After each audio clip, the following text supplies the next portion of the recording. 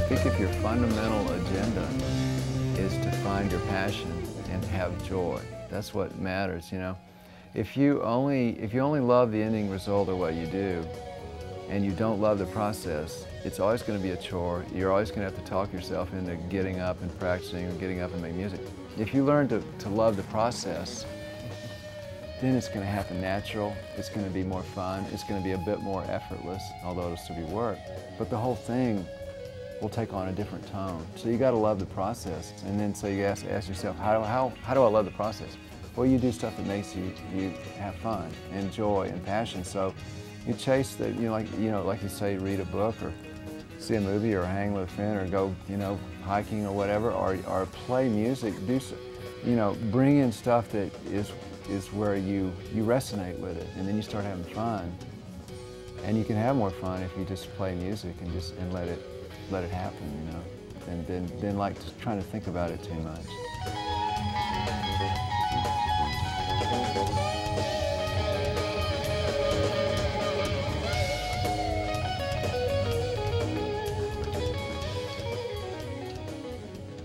I mean, I am enjoying the process a lot more now because I'm having fun getting out here performing music with people and then going back and listening to playback and go, oh, even if it's not perfect, I'm starting, you're hearing a thing going, wow, that's kind of more like I did when I was a kid, when there wasn't an option, you just played and you got that on tape, or live or whatever. But I think I spent a lot of time not enjoying the process because I was using those other set of ears, let's get this just right, I'm going to beat this to death and get it perfect. And so you feel a bit more liberated now to just you gotta like if you have a really great garden, you want to put a fence around it, and protect it from the bugs or the deer or whatever, And if you find, that pulse that's so important is that having fun and playing music and getting inspired, you want to put a fence around it. In other words, you want to be careful not to let yourself, run off into a place where you're getting so analytical and looking at it in a way, as I have before in the past, to where you deplete you take the fun out of the process. Then you're in trouble, and you don't. And I didn't even realize, I get in that place and I was like, oh, well, I just, you have to like take 3 steps back and look at the whole thing and go, and then you go, oh, I get it. I was taking the fun out of the process. That's something you don't do. You want to keep that in there, so you protect that. You put a fence around that important treasured thing. It's a learning process. You get something really well, but then there's other aspects, that are, so it's kind of like trying to get it all in a package, to where it makes sense and stuff.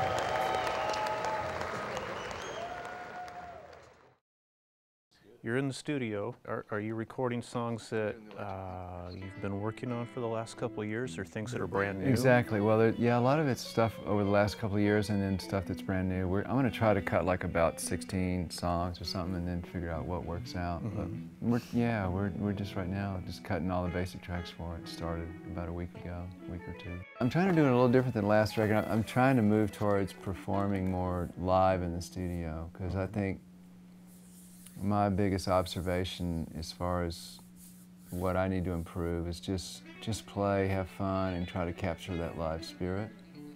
And a lot of times on my records I'll get so introspective that I'll start piecing it together, and it'll lose some of that live spontaneity. So I don't think there's anything wrong with making a record that's really, put together in a very,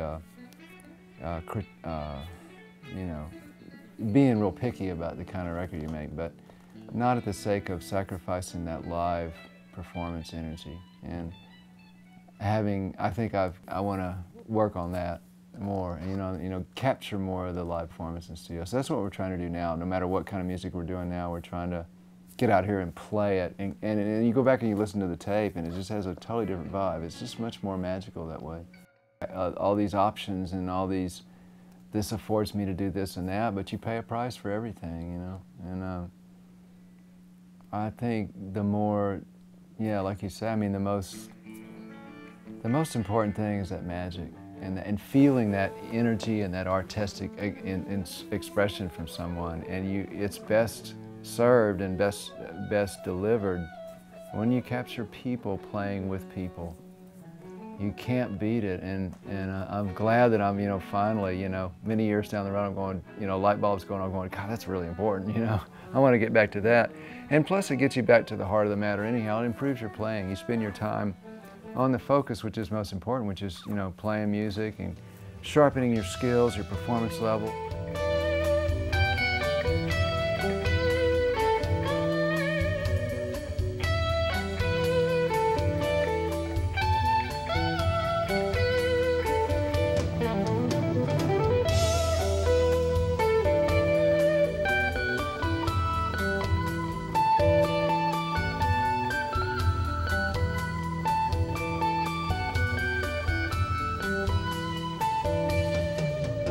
It's like if you work on that, then all these other areas, they have a way of working themselves out. But if you're always chasing the periphery of, oh, well, let's get this kick drum, you know, to sound perfect, and you know, I've done that many times, and I've just kind of, I've gotten bored with it. I'm glad I've gotten bored with it, because now I just want to play.